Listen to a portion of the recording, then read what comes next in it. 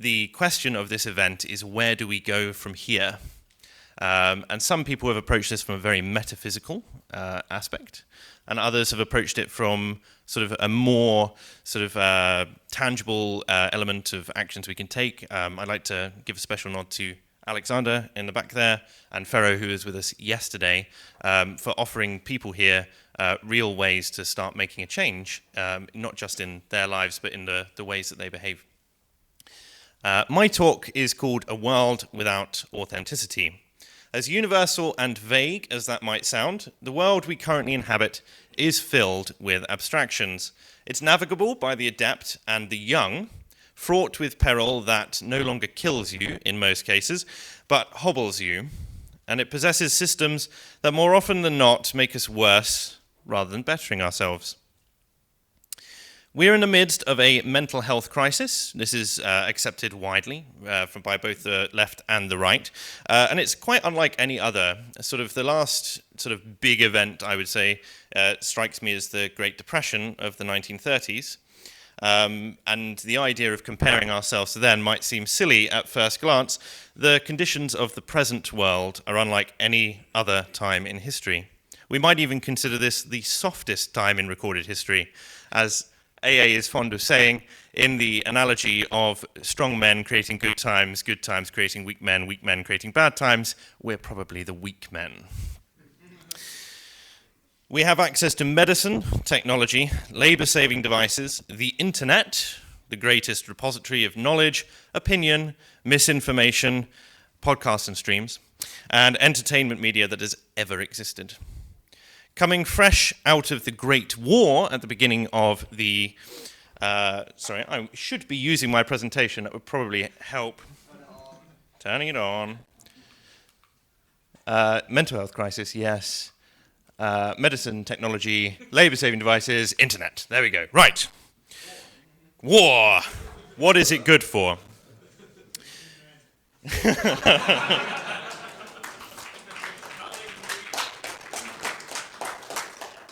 Coming fresh out of the Great War, the First World War, which killed 1 in 37 of the UK population, almost exclusively men as well.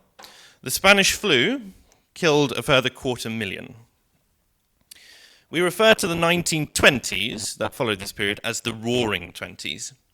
And whether or not this is some a matter of some discussion, whether or not this was a coping mechanism for the losses that they had experienced, and whether or not this is the case, I don't think we'd describe where we currently are as the Roaring 2020s. I'm going to play you a short clip now, with this lovely graphic now, but from a chap called Dr. Sam Vaknin, just a 3-minute clip from the beginning of one of his talks, and then we'll go from there. Good evening. The more observant of you may have noticed that I'm not my usual jovial, charming, and charismatic self. Something happened to Grandpa. Grandpa Dino is not as usual. What had happened?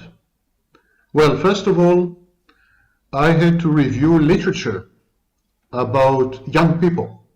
People under the age of 35 and people under the age of 25, these two cohorts. I reviewed literature by Peggy Orenstein. I reviewed literature by Lisa Wade. I read the studies by Twench and Campbell.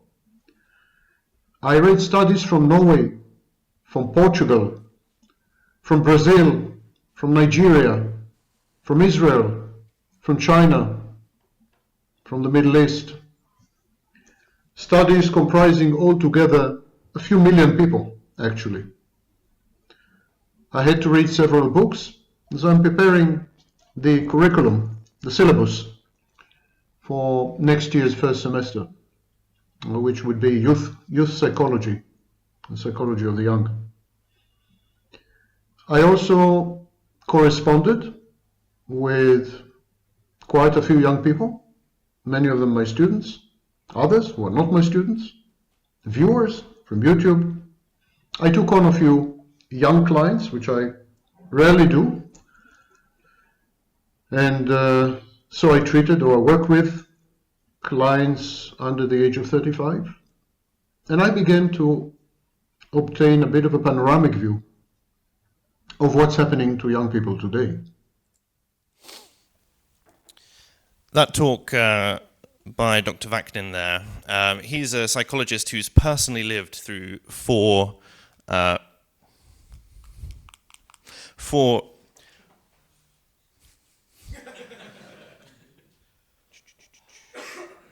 marvelous technology, isn't it?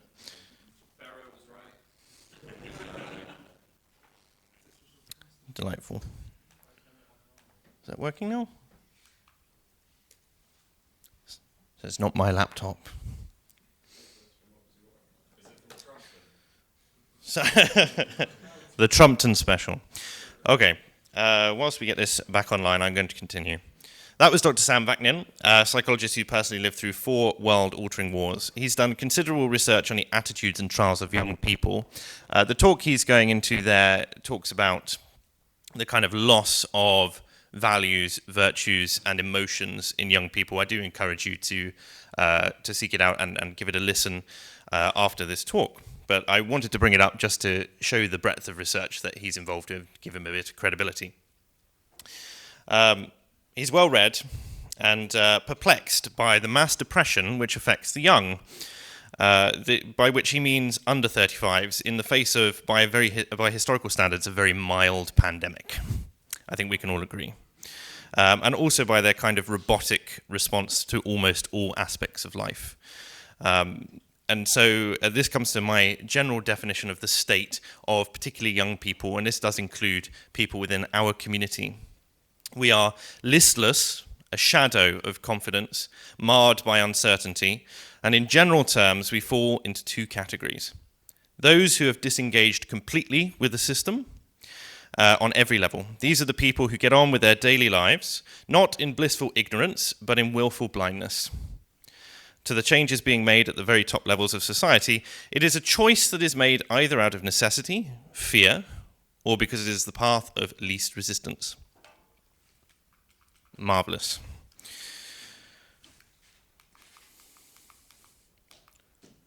Yes, this is that. I love this statement by... So,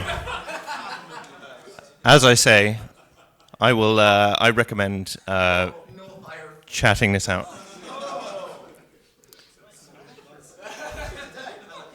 Bit blackpilling.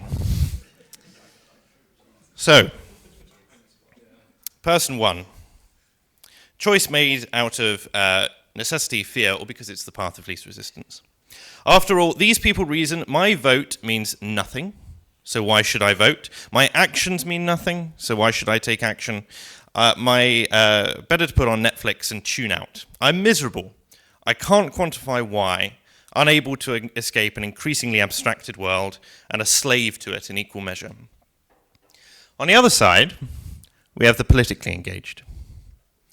Continually frustrated by a political climate that ignores local issues, obsessing over international or global crises that they either struggle to relate to or which threaten such far-reaching consequences that they are kept in a constant stress state, wondering who will be the next target of the system or climate change or whatever it happens to be. One of the things we noted, of course, with the whole Greta Thunberg debacle was she is genuinely terrified.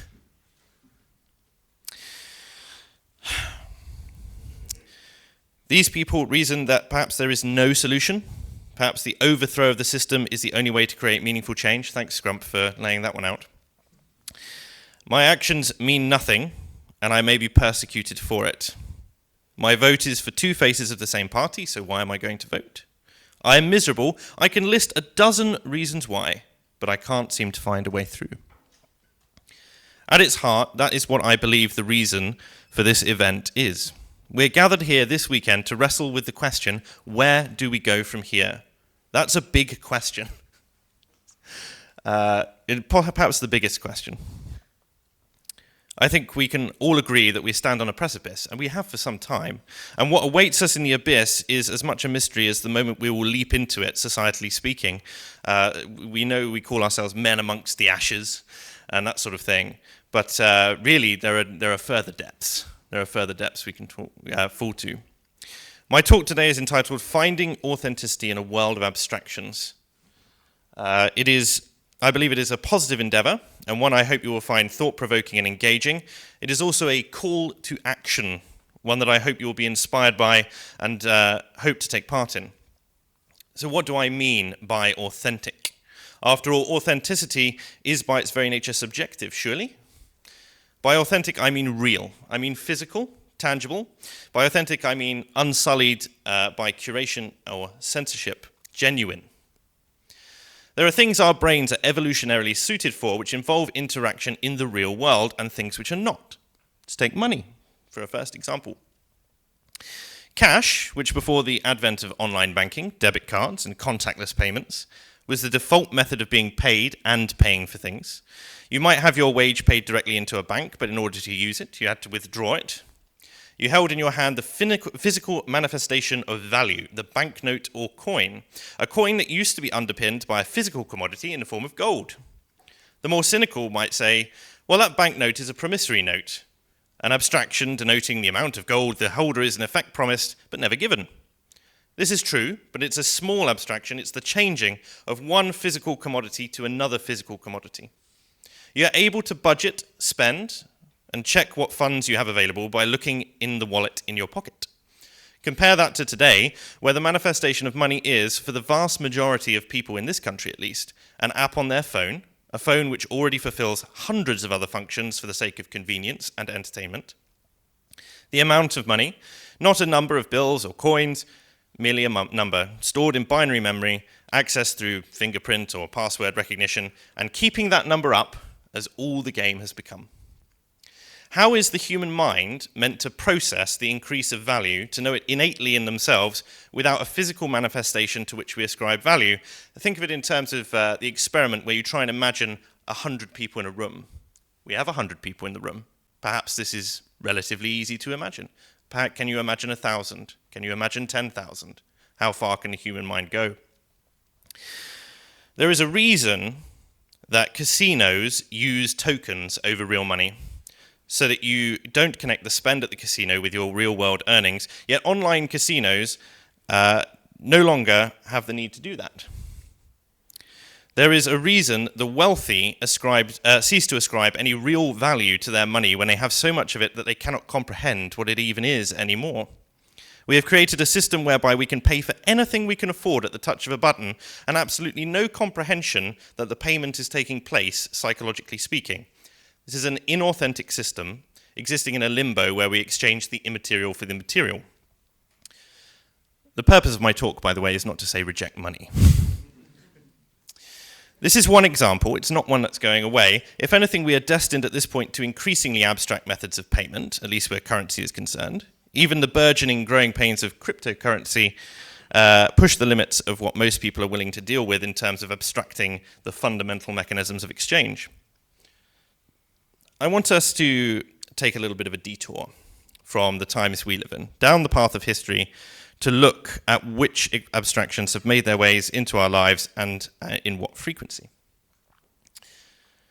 Here we have the man of the 50s.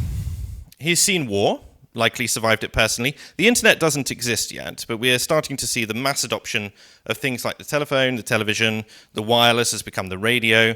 He married young, has a strong sense of community through his Christian heritage. He helps out at his local farmer's market and hopes to one day purchase a house. The British Empire is in its full decline. Options for travel are sparse at this time, if he even wants to, after what has happened in Europe over his parents' and his grandparents' lifetimes. He has a clear, assigned role in society, as do his wife and children.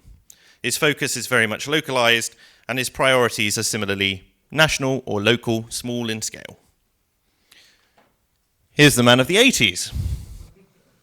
The growth in power of the television has allowed access to wider experiences in entertainment and information, even more so than the radio before it. But to most people, the television is still a luxury. It's beginning to replace the newspaper as a source of information, but it's a supplementary abstraction.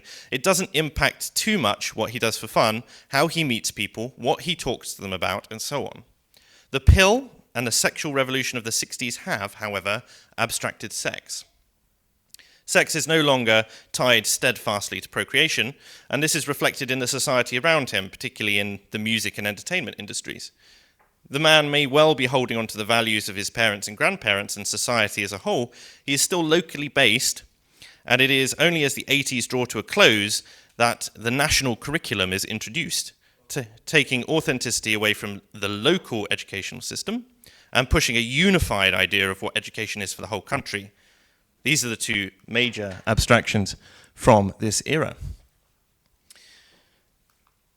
Here we have the man of the noughties. The internet has blossomed from an information network to an avenue for all sorts of media. A television is now in every home, near enough, and is the primary source of information and entertainment. Sex is now fully abstracted, being distanced enough from people who lived before the pill was introduced. The eyes of this man have been turned from helping his local community to things that affect the country on a national and international scale. He is inundated with information on a national basis, stories that are being sought not because they are relevant to him and his local community, but designed to draw his attention away from such things. The newspaper may have discussed national issues before, but now he is learning about crimes and events all over the country from the television. The advent of home video gaming is now, and the late 90s, moving from a communal activity, say in the arcades, to one in relative isolation. There's a kind of community here, though it's abstracted, in the sense that everyone is still subject to the same information, even if it is national in scale. He feels compelled to act on national issues. We remember things like the march in London against the Iraq War, believing that due to his higher level of information, his voice might be heard. 9/11 has happened, leading to an abstracted war with no clear aims. Finally, we have the man of today. Yes, that's me in the middle. Online banking has replaced traditional currency. Sex is fully abstracted, and apps like Tinder dominate the space, reducing the quality of couplings and allowing for a hypergamous, location-free dating environment where a swipe left and a swipe right determine even the opportunity to date. Social media has replaced in-person interaction. He numbers his contacts in the local community in single digits, if he even has any at all. Information is now curated by abstract algorithms that have gamified almost every aspect of his life. Likes, ratios, wrecked feminist videos or internet blood sports, away from Twitter and Facebook and Instagram. Perhaps it's matches on dating apps, the calories in his shopping basket, or the sessions on his Headspace app. Religion is also fully declined, no longer pulling people together, but merely an instrument for most often stories of abuses happening under its auspice. The stories about religion are the crimes of Islam, the permissiveness of the Church of England, and the abuses of tiny minorities in the Christian church to make it appear even comparable to Islamic abuses that are also hidden in the name of diversity. The food chain has also been entirely mechanized, and he has no idea where what arrives on his plate has really come from. The news he consumes is based on a chain of behaviors that reinforce his current worldview because that's what drives the most clicks. The connection between competence and achievement has largely been destroyed. This is evidenced in the devaluing of degrees, the replacement of achieved grades with teacher-based subjective assessments. The national curriculum has become a vector for a worldview that no longer seeks to educate, but indoctrinate. And the workplace has become a means of displaying empty gestures of virtue, where many people are afraid to discuss honest topics even in their off hours. I don't know if many of you have had the same experience as me, but many companies now mandate that if you use social media at all and badmouth the company, even if you've had a bad shift, this could be a means for your dismissal. It's not all bad, of course, but I hope you can see the way that the layers of abstractions have built up over time. This is a talk about positive vision. And I am describing these periods in this way because it's clear to me that our relative societal inexperience with these tools has allowed all of the ways we had adapted to derive a meaningful experience to abstract. underneath these manipulations, we can unpick the fabric of the rot. We can reclaim a meaningful existence. We can find that authenticity again, and I do believe that. In Franz Kafka's Metamorphosis, just to take a completely different tact, the main character, a man named Gregor, looks after his family as the sole breadwinner. His relationship is strained with his family, and his mother badmouths him behind his back. He wakes one morning to discover he has become a monstrous insect, and over the course of the story, he is assisted in living by his sister Greta, who does her best to ease his distress at the state he is transformed into. In the end, she comes to resent him, as do the rest of his family. There have been many attempts to try to understand the nature of the story. Kafka is obviously a good writer, and he's stood the test of time. The interpretation that I think holds the most weight and the most relevance for us today is that even before Gregor becomes the verminous beast, he is already reduced to the status of an insect. He is resented by his family not because of what he has become physically just, but because of what he has become reduced to from a man to an insect, psychologically speaking. He has become a purely utilitarian means of obtaining funds to live, and with no other emotion or value in his being, he is the creature of a functionalistic professional life, the Bugman. This is, in some sense, what I believe has happened to us. The wider us, I mean. Many of the abstractions that we call conveniences are there to save labor. As we reduce the amount of general labor in our lives, we reduce our utility to one another. This is not a value statement. I'm not judging you. I don't want to be washing my clothes in a tub every morning or making a fire to cook on every night. But it is a statement of fact that whenever we reduce the need for dependence on one another in the real world, we reduce our value to one another. A friend is not just someone who goes to the pub with you or hangs out and plays video games. A friend is someone who helps you when you want to put on a birthday party for your daughter. It's someone who helps you build that greenhouse in the garden so you could grow tomatoes. It's someone you can help in times of difficulty with things as simple as cooking a meal or being an ear to listen. People are often unwilling to accept that they have become a Gregor in many cases. Many have no appreciable skills outside of their education, and yet we are told we are special. Everyone is special. Everyone is unique. Everyone can express themselves however they wish. It is, of course, a lie, as we know. Every space is now becoming increasingly curated, moderated, reduced. People cling to online communities as the only refuge from both the inactivity and the boredom of their lives. However, at this time, we are not precluded from staying ahead of this curve. Again, this is a talk. It's a positive talk. I promise. We are able to make changes that will result in not just the better lives for ourselves, but also for those around us and set a good example for our children. So I've spent the last 20 minutes or so laying out a very dreary window into how we currently live our lives. So I think it's time I started answering the question of where do we go from here, don't you think? In short, we must recognize that in order for any meaningful change to begin, it must start with ourselves. On the individual level, that means. It means a change in our attitudes, habits, and a change in how we approach others who have not made the change. Whereas AA has proposed his Trumpton example, a county, in effect, judging by the size, about 35,000 people, in effect free from the tools that have precipitated the decline of our civilization, I am instead proposing what might be considered the outreach arm of our movement. Seeing as all of you have come here, I am presuming that there is a kind of fire in you to answer the question of where we go from here. I am assuming that there is a desire in you two, having answered at least part of that question, to engage more meaningfully than you currently are. And I'm going to do my utmost to lay it out clearly and positively. The tools that have been given us, particularly the internet, have allowed us as a community to form in the first place. You might argue that we wouldn't have needed to form if not for it. However, the internet exists, we exist, we must make the best of what we've been given. And it remains a fact that the internet is a fertile source of new community members and people who are searching for something beyond the abstract.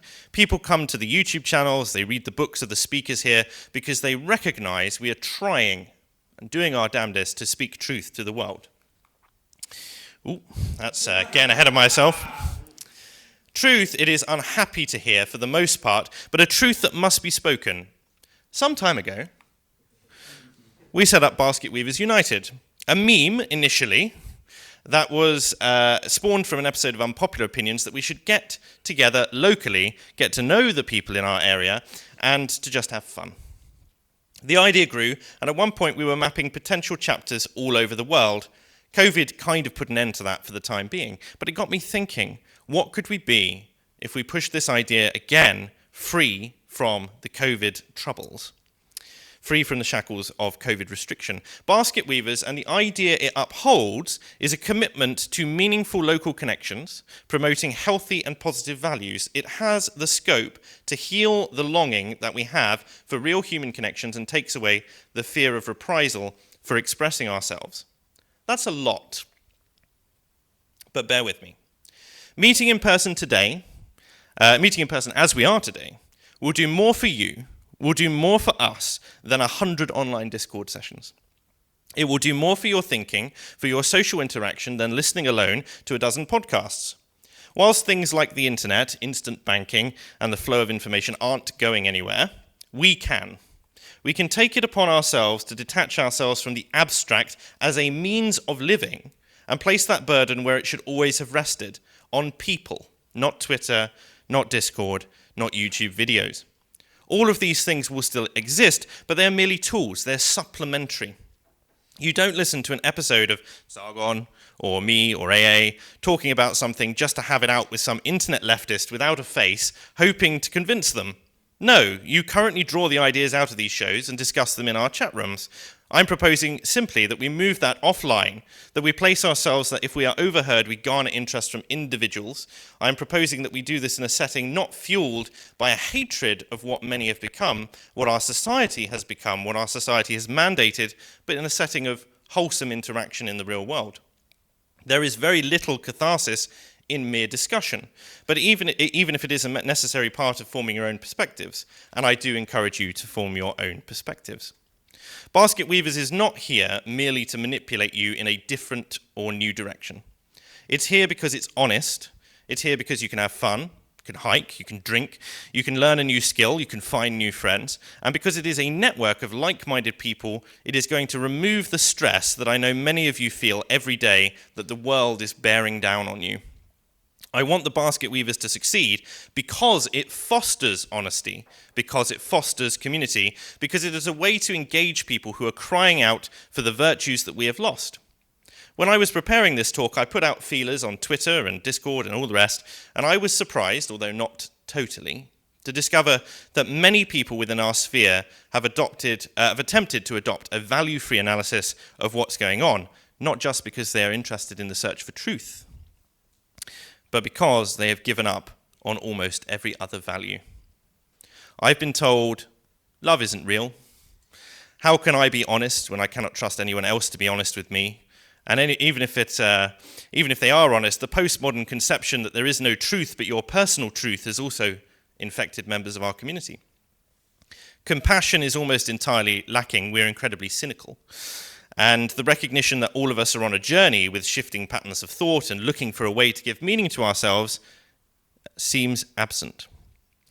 I propose that the Basket Weavers become a vector for virtues rather than as a means to complain. I truly believe we can build people up, that we can instill a real sense of authentic community, and that this network has almost infinite capability to grow what Pharaoh might call scalability. In some sense, I might liken this to couch surfing. If I can get past the slide that I should have put up earlier. Goodness me. I might liken this to, I can't see the extra slides coming up, I feel bad. Yeah, I see. Sorry. I might liken this to couch surfing. This is a website that has built a massive network of travelers who did before COVID at least, hosted guests in their country for free, or in exchange for what is essentially favours, be that cooking, language lessons, music, or even just the promise of a spare bed when the host wants to travel in a guest's country. I want Basket Weavers to become a network where wherever you go in the country, possibly abroad as well, that you can have access to a group, however small, of people that you could meet up with, enjoy time with, and be honest with, people to laugh with. I want Basket Weavers members to be engaging in long-term thinking, long-term plans together, whether that be fitness-related, maybe completing a challenge like climbing a mountain, or Tough Mudder, or bringing new skills to the table, fieldcraft, basket weaving itself if you wanted, and also doing positive things that we enjoy that have no real end goal. I want basket weavers to encourage one another, to be able to come and help out and support one another, and to coach each other in the ways that we are lacking. The nice thing is, all this costs is the time and effort that we are currently investing in online shouting matches, pointless ratios, bemoaning the state of our country and of the world. In return, you get to make your local world tangibly better. You will be fitter and healthier. You'll be more socially engaged. You'll be less stressed, confident in engaging with people outside the community, which is important, and trying to bring people in. We must be the example of the better men to our peers, children, and to women. People will see that you are not just doing good, but feeling good. You can be a better friend to your existing friends. You'll be a better lover, have better working relationships. Nothing is precluding you from going into business with a fellow basket weaver once that is established, and a real-world network is going to be of infinitely more value to your soul than the facade of a community online, which is, whilst valuable, a mere abstraction compared to the value you can extract from the authentic face-to-face. Many people at this event have told me that it is a fundamentally different experience to be talking in person. As I've mentioned, we are in the middle of a terrible mental health crisis, one of our own making, and the solution, all we need is the willingness to push the button, to have a few standout members of our community engage in this enterprise together, to build momentum, to build a better space that they can never take from us. Even if they blacklist you from the internet, even if you lose your Twitter feed, even if, God forbid, they shut off internet banking, you will have friends just down the road, people to rely on, a form of extended family. There's a reason I've chosen this event to say this piece and not, say, released a video on YouTube. In many ways, this talk is a touch point for people who have already shown themselves to be willing to put money where their mouth is and pay for this event, which has been fantastic, but also who are willing to step out of their home and to meet one another. These people who you may only know from online, look around you. These are not just attendees at the same event. These are your colleagues, now and in future, to help create the positive and meaningfully authentic experiences that I crave, and that I hope you crave, and I hope we can build together going forward. Consider why our enemies are so successful, especially with the youth. They have an entire world of NGOs and government programs to draw their engagement and to drive them to action. Why does the young man of today, seeing no meaning in his own life, feel compelled to join a charity program and build a school in Africa?